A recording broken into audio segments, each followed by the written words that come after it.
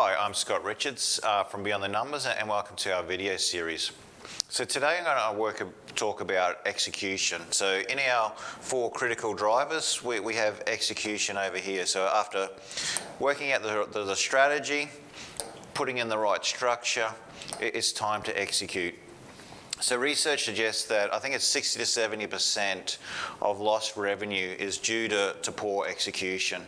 So much time is spent in your MBA or for managers to go and work on strategy, where the major problem is execution. And so one of the teachings that we follow and that we use when working with people is the 4 disciplines of execution.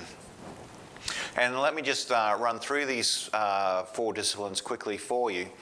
And the first one is focus on the wildly important goals. So we like to call that the priorities. So having a small number of priorities. So there's research by Jason Jennings, and in his book, I can't remember, it's gone from me now, but he suggests that the top performing companies, when it comes to profit and to sales, only have, I think it's between 20 and 30 priorities, where the average company has 200 priorities or 300 priorities.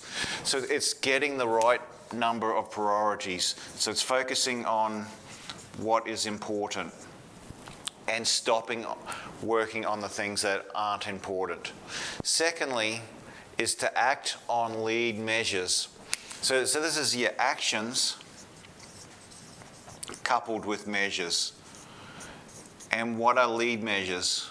And we've spoken about them in the past. So most leadership team meetings that we go to or have been in, most of the measures are lag measures. It's the profit and loss statement.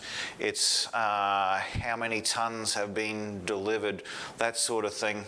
Where lead measures, for an example, on a mine site, a lead measure is how many times the truck has gone down to pick up to get the dirt and head back. What time has the first truck gone out? What time has the last truck come back? Where a lag measure is how many tons were delivered during that day. So it's having the actions linked to the lead measures. So you're focusing on the things that are going to affect the priorities. You're not focusing on the scoreboard.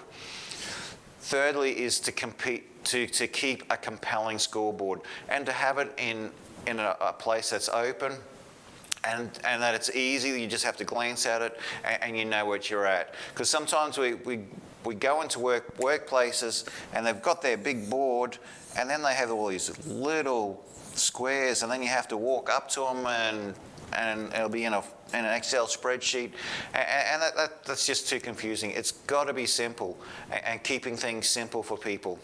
So you notice there's a bit of a flow, and the 4th one is regular checking in. And just like that statement says, the money is in the follow-up. So it's regular checking in with your team, regular checking in on the scoreboard to see how everyone's going. So you're keeping on top of things. So before you have a major problem, you know you're being proactive. So all these things are about being proactive. A high priority, being proactive, regular checking in. So you're executing well. So thank you for listening to this video, and in the I'll put in the link. I'll put in the link below a link to the book that I talked about in Jason Jennings when I remember it. Thank you.